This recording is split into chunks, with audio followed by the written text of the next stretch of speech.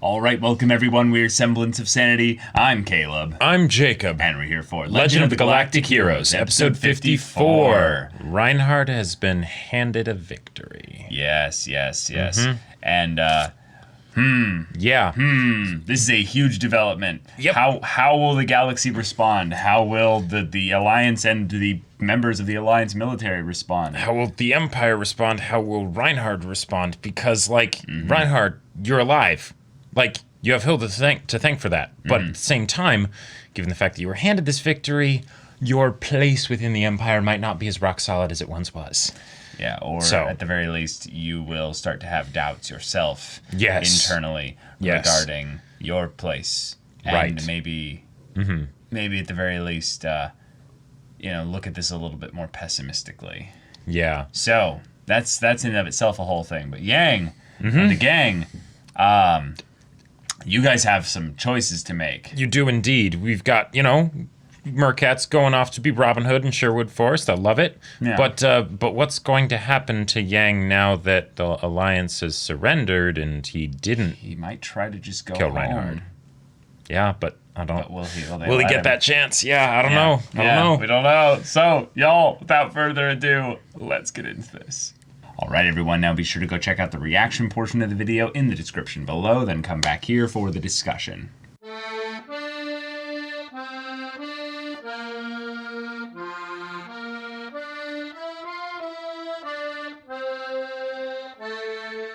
Okay. Well, he won. Yep. Reinhardt, you did it. But at what cost? You don't have the two people that you care about the most close to you right now. Mm-hmm. I would love to see, though, an arc of him basically doing the Yang equivalent thing of reaching out to his sister and being like, hey, Emperor's New Clothes. Yes, exactly. I want to reconnect with you. I want to rebuild this. Yep. Like, I won. I don't have to go out and do all those things now. We can make this work. And I would love to see that be a slow process still. Oh, yeah. And that realistically it shouldn't on all sides. Yeah. Yeah, exactly. It's a whole new type of battlefield. Yep. But we also got something that we've been building up to for a very long time. Yang and Reinhardt finally had a conversation. Like basically at the exact halfway point through the show, which is kind of funny that it should take that long, but also that it would be at this milestone where, yes, half the show is basically complete, and yet the war is temporarily, at least, over with a ceasefire. And I like that they called it a ceasefire. Yep. Because what they're doing is the slow thing of we don't want an immediate revolution. So we're going to slowly dismantle the Alliance and stuff, and then we'll eventually have the but the process, the integration process, to go later. But for now, disarmament, following certain codes of conduct, and then having their leaders do specific things. Exactly. Gotcha. Cool. Yep. But Reinhardt was he opened up more with Yang, this person that he had never met before, than he has with anybody since Kierheis, really. Yeah, in some ways, I think it's because Reinhardt feels understood by Yang, even though they've been across, light years of distance. I don't know, what tons of distance and stuff in space. Because this man and him basically tangoed for many battles and across many little fields of war, and alone here, he doesn't have to perform in any way for his officers or anything. He is not the Galactic Emperor, God King of the universe, here. Now it's just Reinhardt. He's just Reinhardt, right? And battle is the purest form of expression, right? All surrounding him, he has all kinds of people that, whether they mean him, good or ill, they are not able to be fully honest with him. Right. And I think that Reinhardt didn't fully understand Yang just as much as that Yang didn't fully understand Reinhardt. But after this conversation, they have a picture of not just their policies with regards to how they would do, the running of some, of the human race in some ways. Right. But how they would handle power, or how they would handle basically these positions that they've been put into. And we see Yang gratefully, just like, oh, I'm so ready to retire. Yep. And God, Reinhardt's like, cool, yeah, I can dig that, yeah. Yeah, and yet you could see also that little bit of disappointment maybe in that he's sure. wait a minute, like the only thing that you were impressed by me with is just the, like, what did he say? It was the that I led on the front lines. That you led on the front lines, that you weren't essentially like the nobles. And I wanted to bring up something about this. Yang almost drank from the cup. I want to say it's tea, and that one of the things that might be going on here is that he's like, it would be prudent not to drink it, but two, it might just be a thing where he's like, nah, my tea is super spiked. This stuff smells like actual tea. Right. I don't drink tea. I drink tea flavored, whiskey or rum. Yeah. Right. But there's this. There was that look from Emil, and it's like, okay, hold on. Was there something going on here where, like, both of them actually, one or both of them potentially would have been poisoned or something like that? Like, oh no, I don't think he would ever poison Reinhard, yeah. But his look that he gave towards Yang, yeah, like there was something going on there. Like, in the fact that neither of them ended up actually drinking, yeah. I feel like that can't be a coincidence. Yeah, I feel like Reinhard specifically was doing this as a sign of respect, or mirroring the person he's engaging with, in that when you're talking with someone, negotiating with them, or anything of that nature, it's helpful if you are wanting to more establish rapport rather than to convince them of something, to mirror a little bit of their own actions and stuff. Sure. And by Reinhard essentially not drinking, I think what he was doing was basically saying, oh, we're not drinking? Okay. I will defer to your choice in that regard. Okay. It felt like he was basically saying, I am not the Galactic Emperor God King that demands the way this meeting should go. Sure. Okay. We are alone in here. Yeah. You and I are equals. Let's speak as equals. I didn't think about that. I thought it was just something where the conversation was like, a point was brought up that made him be like, well, oh, I'm going to drink. Well, now hold on. Yeah, I think that might have been the case. But yeah, either way, that conversation was fantastic. I love how they both brought up their own points and things like that, and it really came down to a preference, of like, okay, yeah. I don't want to deal with the responsibility of dictatorship, and would I make a good dictator, or things like that, because I think the one bad apple that comes along does way more hurt than all the good that might have come before.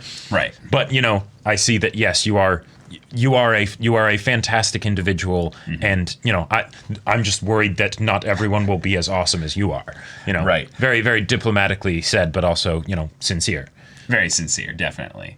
I also really love the. Do you remember the Battle of Astarta fight from 3 years ago? Basically saying, yeah, that's how long we've been through this show. Do you remember the movies from way back when? Right. And it's just like, whoa, yeah, that's that crazy. Little loop we went on. Yeah, but the thing there in which he's like, oh yeah, I received a message from Your Excellency. You wish me well until the day we met again on the field of battle. Yeah. And Reinhard being like, well, yeah. First, Yang is like, thanks for that. I've had the luck to keep on living till this fateful day. It's just like, yeah, wow. you're hilarious. But he's just like, I never received a response from you. Like, what the hell, man? You didn't answer my text. Yeah. He's like, oh, that was very rude of me. Yeah. But he's like, I'm not looking for an apology.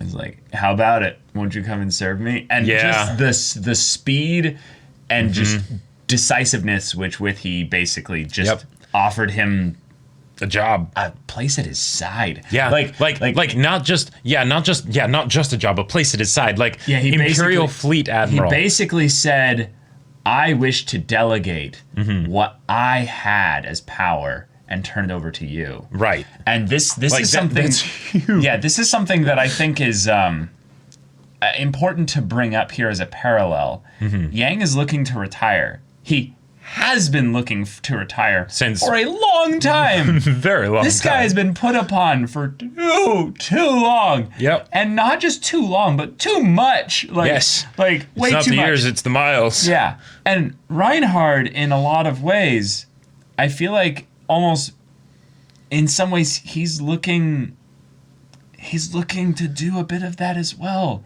Yeah. Now, Well, I think what it is that in some ways it's not a pride thing. It's not a thing of him seeing that, you know, he would give all the power or anything like that to Yang. It's no. I'm going to rule the galaxy. Like, Right. I'm not thinking about that. But he understands at least the fact that if Yang was serving him, Yang would serve him dutifully and wonderfully. he served someone like TrueKnit dutifully. Yes. He would definitely serve Reinhard dutifully. Yeah, exactly. And then he, you know, it's like, sorry, I decline. But then he brings up the thing of, Oh, yeah. yeah, he's like, I don't think I'd be of assistance to you. And then he's like, or you really just wanted to say that I'm not a charismatic enough master, which I love that Reinhardt's bringing that up. Like saying, well, wait a minute. Are you just saying that I'm not like, you know, You're not glorious enough that you would Right. actually be... Which shows he still has that hurt pride from the battle. Yes, exactly. But then he's like, no. I if I had been born there, I would have been one of the first to enlist. I would have been... You wouldn't right even there. have had to ask, yeah. Yeah. And yet this whole thing of history is brought up again. But I didn't grow up drinking the same water as the citizens of the Empire. The culture, the way of life that you all grew up and are just accustomed to is something that I cannot by osmosis just Right. That's adopt. not me. Yeah. Yeah. Yeah. And Reinhard is like, I mean, hey, Sure. you know, but I don't think that's. I think you'd do better over here. Like, Right. Yeah, basically, Reinhard throws some really good jabs back of, hey, but are you even in a good environment for your talents and your abilities? Aren't you the one that's been like the most like persecuted and just completely mishandled over the course of this war? Yep. And yet he's like, yeah, he kind of like bats it aside. It's like, no, I feel like I've been amply rewarded. I kind of like the taste of that water. Yeah. I gotta say, I love what's going on here because Yang wants to retire, right? Reinhard wants to get Yang on his side, but more importantly, he wants another Kierheis. Yeah. Because Kierheis is gone. And he can never really get another Kierheis. But if there was ever someone who could be, he knows it would be Yang. Yeah. Right? Yang is brilliant, and more importantly, when the test came, he passed with flying colors. You know, he didn't take power. Yep. So yeah, if there was someone that Reinhard would be able to trust, it'd be Yang. It's kind of crazy to think about that Yang is someone that he can trust more than his own officers, which is crazy. Like, the fact that he knows enough about Yang that that's the case is something that's kind of a miracle of just the way that this, you know, this war proceeded, like how it just ended in general. Like it's over basically. Right. But the idea that we were also this close to having Reinhardt give the commissioner power of the Alliance over to Ruental. And instead he gave it to someone that's a little bit less competent, or no, a lot less competent. And thus maybe Oberstein feels like, oh, yeah, that's fine. But like, you know, he isn't that competent. And he's like, fine. If he fails, and then you know, he's done. And people will switch someone else. But and people will probably be able to tell that you're kind of skipping over the, you know, the prime candidate, basically. Well, yeah, that was the whole thing with Mariendorf saying like, hey, Hilda's like, hey, well, please amply reward them, you know, in some way. Because because everyone else sees it too. Like the subordinates, the ones in the lower ranks, might not see Ruental's ambition, and that he's maybe a bit dangerous, right? No, I'd say there's probably only a core, 20 people that probably know about his ambition in the slightest bit. Right, exactly. Even have a whiff of it. Yeah. So all they would see is, oh, the shining star that, got you Iserlon and all of this stuff, and you're okay. You're not rewarding them. Yeah. That sets a bad precedent, Yeah. I wanted to bring up maybe the one thing this episode that wasn't kind of a where is everything at in the Empire now? And that was them debating the idea of, well, I would say the objective way to handle power with regards to whether or not we as human beings can grasp, a true ideology or something that is even close to some element of absolute truth. Because there's something here that I think is rather poignant. Just it feels like Yang is admitting his own limitations, but also kind of teaching Reinhardt here. Like this feels like something where Reinhardt starts to get defensive and be like, "Are you trying to turn me over to my side? I can agree with you in principle," but he's like, "I." Right. The idea that Yang is basically showing humility here, right? He's I don't know what that crazy truth is, right? These hands are too short to reach it, right? Yeah. While they're having this discussion about the ideologies of, rulers and dictatorships versus democracies and, Right. And I loved that Yang kind of even out-thunk me going through this, because I was like, where's he actually going with this? But then he brings up the, you can't really slander democracy because, if your words are the value of fire should be denied simply because arson exists. And then Reinhardt goes with the same thing can be said, about dictatorships. And then Yang goes, no, this is the part that really surprised me, because I was like, oh yeah, that's maybe a good point. And Yang goes, actually, I disagree. And right, which is great because it comes down to basically a simple disagreement, right? Right. And I just love that what Yang is basically doing here is, I think he's basically playing devil's advocate. He's basically saying right, that he even says as much later. Right. Or earlier. But that's the thing, is that he's not denying whether or not what Reinhardt says is true. I want to bring up the point here that I think what Yang is doing here is he's almost going even a step further, even unintentionally, is by saying that he can deny it. Is he's basically saying that this is something that I still can deny, even if it's something that is true or accurate in some way. I have the power to basically find a counterpoint to your ideology because I'm a free man, basically. So this is my right, basically. So it says, how so? The right to violate rights, the right of the people belongs with the people. Yeah. Yeah, and the responsibility belongs to the people that brought those people into power. That's precisely the key point. The sin of dictatorship is that the people can push off the failures of government onto one person. And what Yang is essentially doing here is basically saying, look, I'm a free man. I'm not going to put the blame onto one ideology as being perfectly wrong, and it just has everything just that caused this whole thing, just like you are this exceedingly rare ruler that causes a lot of exceptions or a lot of things that you do to stand out in that regard. I feel like I'm losing my train of thought here, but basically I love that Reinhardt starts to feel like Yang is trying to convince him of something by producing counterpoints to his ideology. And what Yang starts to do then is he does his nervous, head scratch thing of right. no, that's not what I'm trying to do. I'm just offering a counterpoint. Right. Because I believe that an ideology seen from another side must give rise to a counter ideology.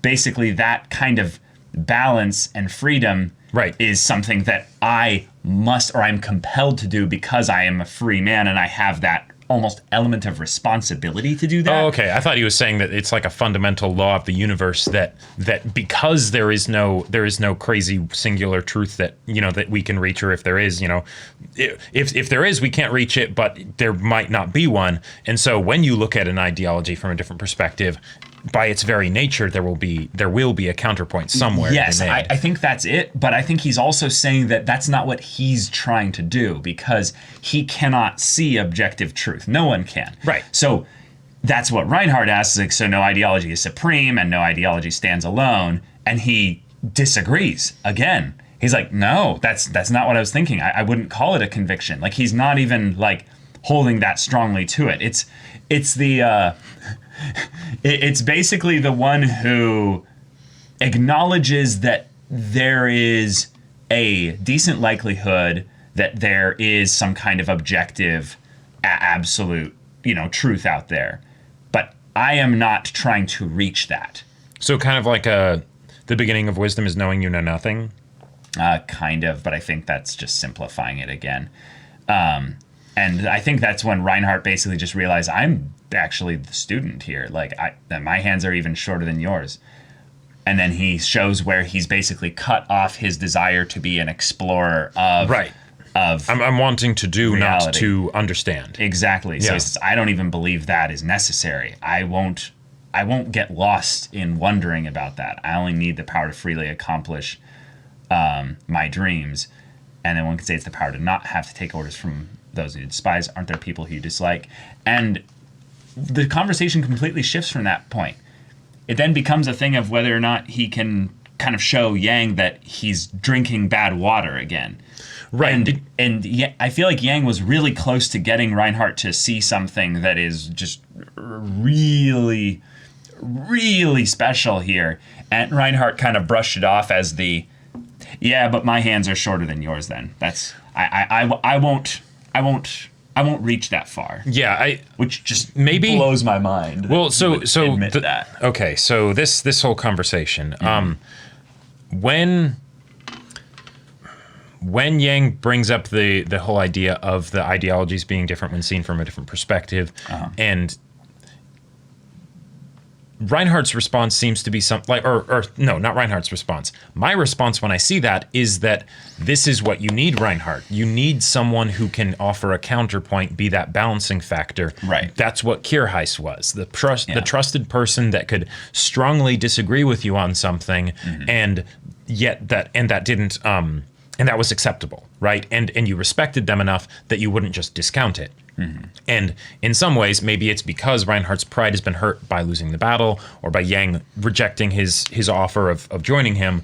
Reinhardt is not willing to accept the concept that could end up potentially saving him, what he needs, right?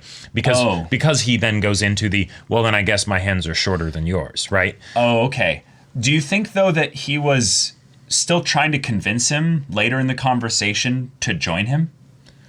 No. I don't think he had given up at that point. Well, because he shifts the conversation back to, aren't there people you dislike? Isn't the Alliance still like pretty shit? Like aren't you like? Sure. I think it's something. It could be where he's trying to change his mind, but even if it wasn't, it's something where he doesn't like that Yang has said no, so he's trying to, at the very least, understand his perspective on things, because since it doesn't make sense to Reinhardt, right? Because Reinhardt has his own way of thinking and looking at things. Given the fact that Yang has bested him, and yet Yang is denying things that seem obvious to Reinhardt, right? Overlooking the very, very basic stuff. You know, you're not exactly serving anyone great, right? He's like, no. But come on, where's the disconnect, right? That I can point out to you to be like, no, that because I've basically admitted to myself that you're the better man, right? So naturally, you've thought this all through, right? But there are these things that seem like glaringly obvious problems with what you're saying. So that can't actually be true, right? Like, you have thought this through, right? Gotcha. And then he starts talking about Kierheis, he starts opening up about the thing that he is most insecure about, right? The most hurt by and vulnerable about to Yang, because he has now admitted to himself that if there were anyone that he could talk about this with, it would be Yang. Not just because of the trust angle, but because if anyone could understand and or help him in this situation that he's at, it would be Yang. And maybe it is him still trying to convince Yang, and that's why he brings it up as I need another person like this, but I still can't bring myself to actually say that I think you could be that person. Yeah, I don't think he's thinking that logically here about it's sharing. totally emotionally led. Well, right, because I don't think he thinks Yang can help him in that. I think this is entirely just a thing of him seeing Yang as kindred in some ways. Gotcha. And thus, he just talks freely about the things that are on his mind and heart. Because the ones that can most help him with that are people like Mariendorf, for instance. Okay. Like I say, she's shown that she's willing to be like by his side for anything there. So if anything, I feel like this was just him losing track of his own place in the conversation here, and starting to speak out as to who he was and who he is currently, and any doubts and regrets that he has. Yeah, because he makes kind of an acknowledgement of that. Yes, Yang is complimenting him for the man that he is, but it was something that Reinhardt then turned to. Right. But what you were really admiring the most about me was just the fact that you were an exceptional man in terms of the leadership side of things that went actually onto the front lines of things here. Right. The only thing that you approved of me. Yeah. Right. And I feel like Yang's lack of response there is he's kind of awkwardly kind of like accepting that. It's just like, oh, look, yeah, like, yeah, like they kind of had that moment of, yes, we are lost brothers in that respect. Right. Yes, because and the main difference is that Yang is now basically saying, given that I am very close to being alone in this universe, right? Yes, I have all the people that serve me, but really, I've got Julian and I've got Frederica, and that's basically it, right? So no, at this point I'm retiring. I'm going to be with Frederica. So he's made that choice to address the real most important thing, right? Yeah, he's made his peace, right? And whereas Reinhardt hasn't. Hence the oversharing, probably. Then Reinhardt quickly shifts things into the politics and basically asks the question, if I give you freedom, what will you do now? Right. Almost like it's a done deal, right? Because he's able to just take Yang's word for it that, oh, you'll retire? Okay, cool. All right, you're free to go. Yeah. And I just love the fact that once this is done here, he basically is like, he kind of nods and smiles, just like, yep. What a guy. Right. And there's just this respect here. He's like, yeah, of course. Yeah. And Reinhardt seizes his victory. Yep. Walks in with his squad. It's great. It's wonderful. He ends up basically like seizing figuring out the details. Yeah, almost everything rather simply, and then commits basically Oberstein and his crew to making sure that everything works well. They're working on suppressing the Alliance economy so they don't rebound to the point that they become a Fejon, which makes sense. Cool. I like to see that Trunet is basically like getting his just desserts. Yeah, the Alliance has basically been like, get out of here. We don't want you. Snake. Yeah. Except then he gets a place in the Empire later, so it's like, okay, all right. So he'll be a problem probably like 15 to 25 episodes from now, Yep. All right. Yeah. Fun. But then, Ruhenthal. Yeah. Ruhenthal. What do we do with Ruhenthal? Ruhenthal? Because Oberstein, you're you got a good noggin, right? Yes, you are correct in your assessment. But, unfortunately the result is still not optimal. Yeah, I love that this show has minimal animation at times because it gives me very easy hints as to what they're trying to intentionally draw specific focus to. If it's basically just a still frame and then there's one isolated bit of animation, then it's like, oh yeah, that's the point of this shot. That's here. Intentional here. Right. And when Oberstein basically says, I think they should return to the home planet to strengthen our troops. The Fellner in the background just kind of goes, well, that was a lie. That was a crock of shit. Like, wait, Oberstein. Yeah. Sometimes you're too good, man. Like, you like, whew. Yeah, oh, man, like, you're impressive. This episode, it was almost like Oberstein was just giving Reinhardt orders. Like, not really, because he wasn't actually giving any orders. But it was like a thing of we should probably, do something like this. No, we don't need to do that. But sir, et cetera, et cetera. Oh, you're right. Okay. Well, that's what his job is. Like, no, right, exactly. But it goes to show that Reinhardt is again alone because he doesn't have someone to iron sharpens iron kind of a thing. Other than Oberstein. So when Oberstein is presenting all these things of these are... I think Mariendorf is. I don't think he fully lets her be that. Well, and that's the point of their conversation. I think that's the current state of things right now.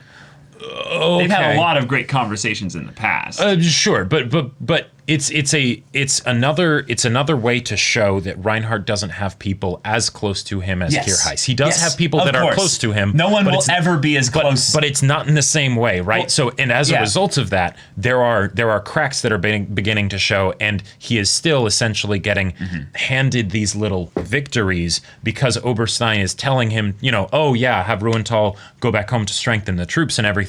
It's not because, hey, Reinhardt, you I don't think you're realizing this, but if you leave Ruental in a separate edge of galactic space with an army and a place to rule over, he might take a liking to it. He has to use another excuse, basically, right? Yeah. I think though it's kind of a moot point though that no one is going to be as close to him as Kierheis was. So it's like, isn't that like kind of a foregone conclusion though? But we get to see the consequences and the results of that because this episode, just like even when Reinhardt ended up taking the crown, right? It was just highlighting again that he's alone, right? Yes. He doesn't have Kierheis or his sister. So, right. What are the effects of that? What are the results of that? Not just on Reinhardt's emotional state, right, but also on a technical aspect of how he runs this new empire of his. Right, and that was my point, was that it's more of what we're seeing here is that the people around Reinhardt, because he is not literally alone with regards to the technical side of things. Sure. He has really smart, really competent people that are covering for him because he's insufficient in these areas, right, due to the fact that he has none of these really close people around him, thus putting him in this spiral of basically negativity with regards to how he, basically handles his emotional, well-being and stuff. Right. Basically, what I was trying to say is that it's something where they are supporting him, not helping him grow. So they're covering for his sore spots, but there's going to come a time when they aren't able to cover his weak spots, yes, or for whatever reason, right? It's another thing that is kind of a crutch of sorts that at some point will break. Right. Yeah. I think my point was that he is the only one that can allow someone else to let him grow. Exactly, and that's why I loved the conversation with Mariendorf at the end, because he's acknowleding to her that I am not in that place right now. I have deficiency, right? That that is the only other, you are the only other person I can even be vulnerable enough with to talk about this exactly with. But that is someone that he can actually talk about this with. Yes. That's the point I was also trying to make. It's progress. It is something where he is showing his humility here. Yep. And then she leaves with okay, but if you're going to do anything here, please reward Mittermeier and Ruental. And he's like, I plan to. And yet you can see there's that little bit of pain in the way that she walks out, because it's just, if only. Yeah. If only. And given that, Reinhardt's not perfect, right? So he's figuring out how to progress in this area as best he can, but will it be too late? Will it be too little, too late, too slow? And then by the time he is at that point where he's reconciled things within himself and with the people around him, will he be on the way out? Who knows? Oh, yeah. Okay, Church of Terra. Yeah. Julian. Boris Konev. This is I'm curious to see what happens interesting there. to see what will be the initial beats of the story going into this. But the long-reaching, far-reaching, grander galactic implications are something they're going to be potentially pretty something crazy, because this is like this is straight up like, all right, yes, we now have our secret base under the mountains, where it's very Dark Lord Cobra, like whatever you want to call it.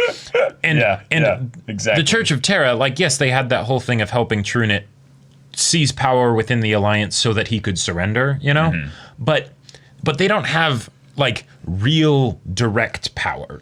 Not much. If they come into the open, they'll get squashed, right? Unless they can really plant the seeds and everything, so it happens probably a long time from now. Yeah. But they are on the move. Speaking of seeds, though, Heinrich von Kummel. Yeah. They're one that they already have within the Empire. They conspired with the narrator to, tell us about how something crazy was going to happen as a result of this guy. Yeah. And so what will that be? What will that be? So back when he was first introduced, there was a part of me that was wondering. Hilda and Mecklinger. Right. I don't know if I actually mentioned it, but there was this sense that I got that if the worst thing that this guy could do, because I didn't, unless it was some sort of propaganda thing or something like that, because he was a writer or something, right? Right. Would be that he separates Mariendorf from Reinhard, whether that's by killing her somehow, or for some reason or whatever. Yeah. But since Mariendorf is the new person that is closest to Reinhard, True. If she gets removed from him because of this guy, that could be the way that everything that's been building up around Reinhard of potential problems could sort of come crashing down. Yeah. Anyone that is close to characters that are really close to Reinhardt, when I say close, I mean emotionally, right? In some ways, where they are put in a lots of people are physically close to Reinhard, but yeah, exactly. That makes Kummel basically a 2 degrees of separation. Yep. To Reinhardt, which is that's a lot. That's a lot of power there. Yeah, exactly. Yeah. Exactly. But now we had a 1 degree of separation thing with Yang and Reinhardt, and that's just fantastic to see. Hope for more of that in the future, even though it probably will not happen for a very long time. Yes. Because our boy is retiring. He went and found a house. Yeah, which, by the way, I'm so happy for those two. I am very happy for those two. Yeah. I do feel like I have to bring this up, though. So Yang made another one of his comments this episode. Yang is a racist, confirmed. Yeah, I'm not sure if this is just because it's a part of the story that hasn't aged as well because it's from a long time ago, and that's just something that we're supposed to just accept as a thing. Yeah, I mean, racism is a problem everywhere, but it is something to be said that there are different cultures and stuff that are at different levels of progress with regards to racism. Definitely. So this is one that just kind of goes, oh, yeah, okay. Oh. But there was, maybe it's just something that's thrown in there just because and it's in poor taste. But there's a part of me that wonders, is this something that they're building up for future developments with Yang of showing the problems that he has because whether it's because because Yang is probably the closest thing to a paragon in this show other than Julian, right?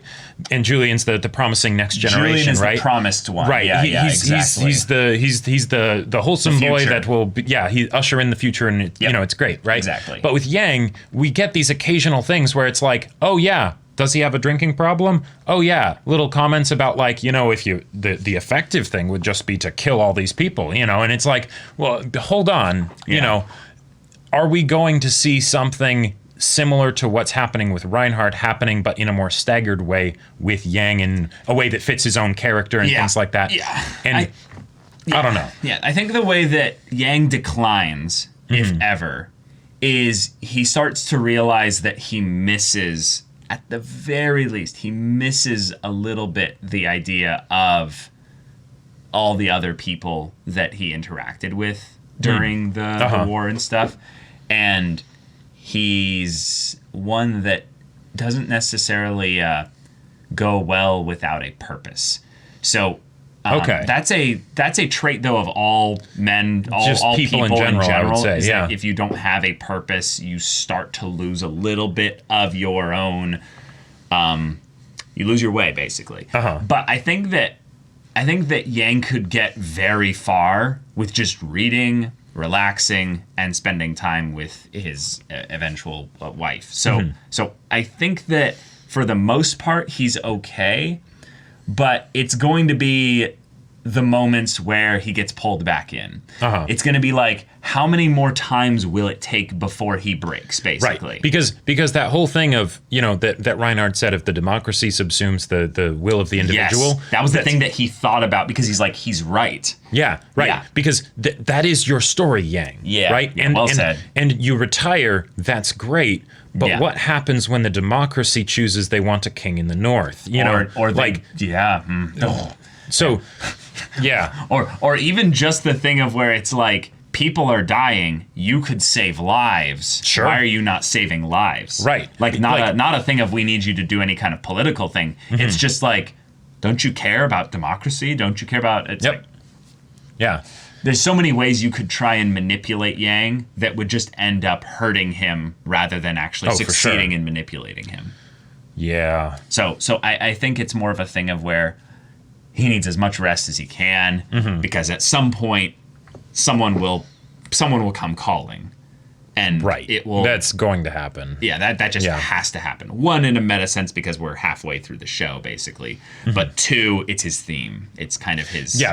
Story of his life. Yep. Until the day he dies and Julian becomes wholesome boy that will save everybody. Yeah, that's kind of his lot in life. Oh man, guys, sorry for taking this discussion a bit too long. I went off into the weeds with my whole discussion with Yang and Reinhardt, but thank you all so much for watching through to the ends of reaction and discussion. If you want to see the next episode's reaction and discussion right now, though, go check out the link in the description below for our Patreon. You can get on early access there. You can watch full-length timer reactions there, and all this comes with Discord access, so you can chat with us in the community there about this show, about anime in general, and also be sure to check out our Twitch channel. Yes, so we stream Monday through Friday at 3 p.m. Pacific time.